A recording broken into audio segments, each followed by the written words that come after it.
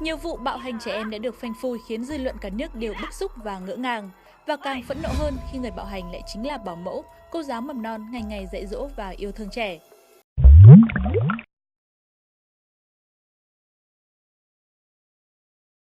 My grandfather, for example, or my father would use physical violence in order to make me good. Yeah, in order to make me comply with things, or if they were angry with me, yes, they would.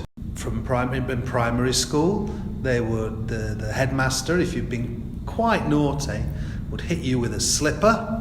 And then at secondary school, if you were quite naughty, then if you think something, for example, that might be on step 4 or number 4 on the matrix at this school, yeah, you might be caned. Yes, in my day, a long time ago, of course, at school, the rules were if you misbehaved 3 times, major misbehavement like going down to the shops when you shouldn't do out of school time, or going to get fish and chips on a Friday because Friday was a shortened day, then if you was caught, you would be punished, and that punishment was either what they call a slipper, it's like a whack on the behind. Em bị rất là nhiều rồi. Một lần là do là khi mà ăn cơm xong là ngày của chị dọn mâm, nhưng mà mẹ lại tưởng là ngày của em nên là em chưa cãi mẹ xong bị mẹ đánh. Ngày xưa lúc mà học tiểu học thì mỗi lần viết chữ xấu thì sẽ bị cô dùng thước đánh vào tay, hoặc là mỗi lần mà làm gì đó sai thì sẽ bị mẹ đánh vào đâu đó. Đánh vào đâu? Có thể là đánh vào tay, chân hoặc là tát vào mặt. Em cảm thấy tức giận, em cảm thấy tổn thương.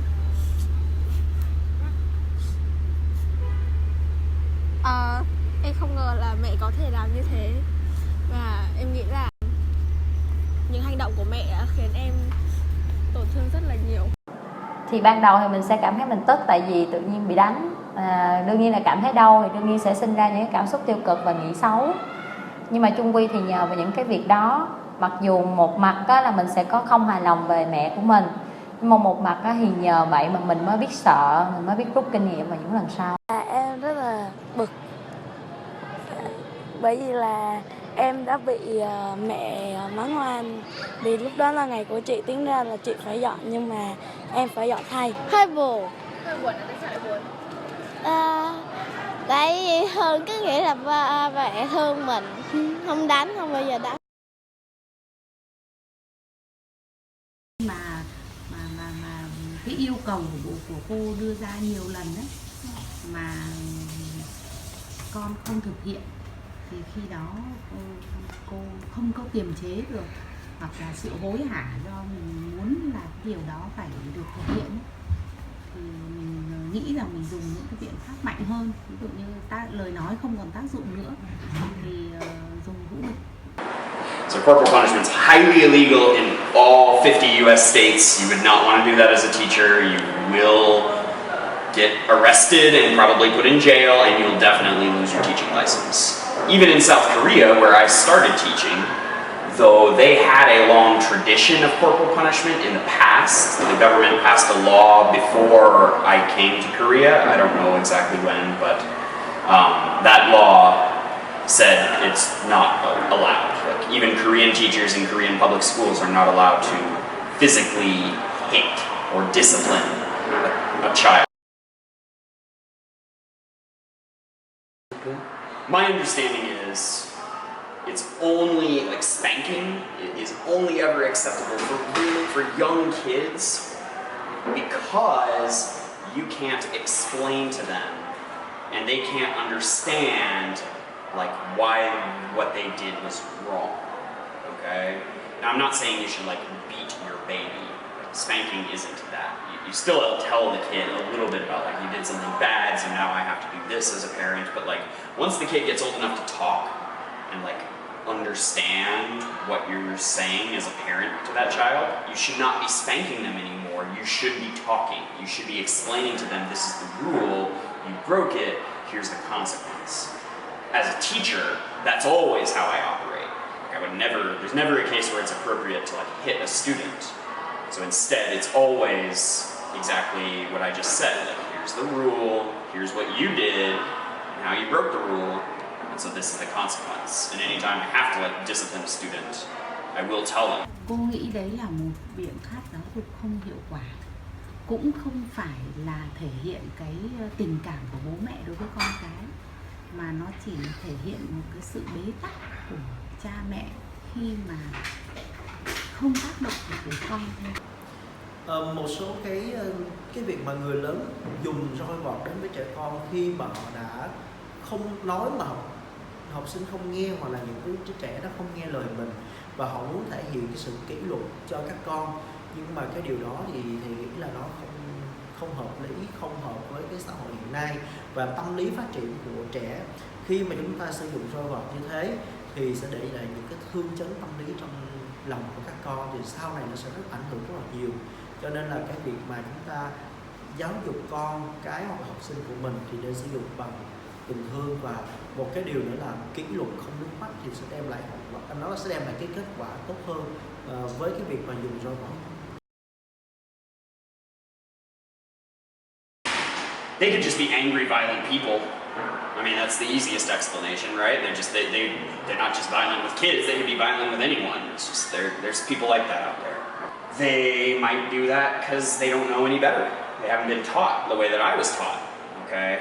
They haven't been taught that like behavior consequences, it's not about punishing or like hurting the student, it's about teaching them a lesson.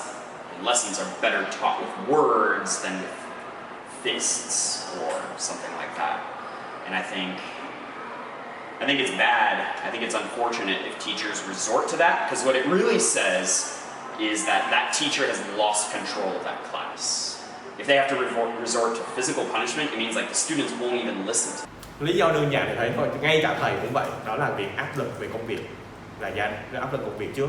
Tại vì khi áp lực về công việc thì người ta đã bị gì? Áp lực công việc người ta đã nhận đến một cái email hoặc nhận về một cái thông tin inform là cô ơi, thầy ơi, hay là phụ huynh A, phụ huynh B ơi, hôm nay học trò của con của anh chị nó như thế này như thế nọ, thì là mình nghe mình rất là bực mình, trong khi đó công việc của mình đã bị stress trên công ty hoặc là ở doanh nghiệp vân vân. Thì mình về mình nghe như vậy, thì bạn đó thì mình đang về thấy chơi game nữa, thì lý do là chỉ cần như vậy thôi, chúng ta không cần gì hết, chúng ta là phụ huynh chúng ta sẽ lao vô đánh các bạn đó rồi. Đó là chuyện đơn giản, thầy đã chứng kiến luôn.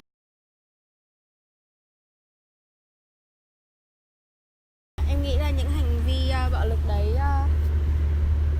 không phải là một phương thức giáo dục tốt cho trẻ em, bởi vì nó sẽ gây trẻ em rất là nhiều tổn thương, cũng như là những cái tổn thương cả bên ngoài lẫn cả bên trong, và nó sẽ có những cái gọi là sẽ có những cái phòng bị á, mà thậm chí là bị trầm cảm luôn. Cô nghĩ là ảnh hưởng về tinh thần lẫn về thể xác của đứa trẻ nữa. Giống như về cái tâm lý của bé thì bé sẽ giống như là nhìn thấy đòn roi, đầu tiên là đau, là sợ. Sau thì giống như là nếu đánh nhiều quá thì bé sẽ giống như nó lì đòn á, thì bé sẽ trở thành lầm lì hoặc là phản ứng lại với điều đó. Rồi về thể xác thì mình đánh bé đau đớn chứ. Thì cô nghĩ là nếu như mà mình áp dụng các phương pháp mà đánh trực tiếp ấy, thì đương nhiên là nó sẽ sinh ra một cái cảm giác sợ cho trẻ, nó không muốn học nữa, và thành ra nó sẽ sợ đối mặt với giáo viên, và giáo viên sẽ dần dần có một cái khoảng cách vô hình với nó. Mình thì nói chuyện thôi, mình thích cái việc lắng nghe và nói chuyện với những người khác, thì nói thế mình sẽ hiểu ra cái vấn đề, mình biết mình làm sao mình sửa. Khi mà đánh nó chỉ gây được vật lý thôi, người ta người sống bằng tinh thần thì tác động tới tình cảm của người ta sẽ rất là dễ hơn là tác động. Nhắc nhở nhẹ nhàng, tại vì đánh đầu lắm. Cô nghĩ giống như là giáo dục một đứa trẻ nó có một cái quá trình lâu dài. Từ nhỏ thì nó cũng như trang giấy trắng thôi, con nói cái gì thì nó cũng nghe thôi. Cho nên phải có một cái sự giáo dục từ nhỏ đến lớn, chứ không phải là mình thấy con lì hay này kia là mình áp đặt nó được. Cô nghĩ là nên nhẹ nhàng, chỉ bảo và hướng dẫn nó từng chút một, không có nên gọi là vung đòn roi hay là bạo lực. Tại vì nhìn thấy giống như là báo chí hay là trên TV á, thì cũng có những cái trường hợp mà bạo hành trẻ em rất là tội. Như thế là ảnh hưởng đến cả cuộc đời của đứa bé. thì chung quy là cái việc mà mình áp dụng cái việc này mình nên cân nhắc và mình sử dụng sao cho nó phù hợp. Và Bộ Giáo dục của mình cũng khuyên là không nên tuyệt đối sử dụng, không nên là sử dụng vũ lực đối với trẻ.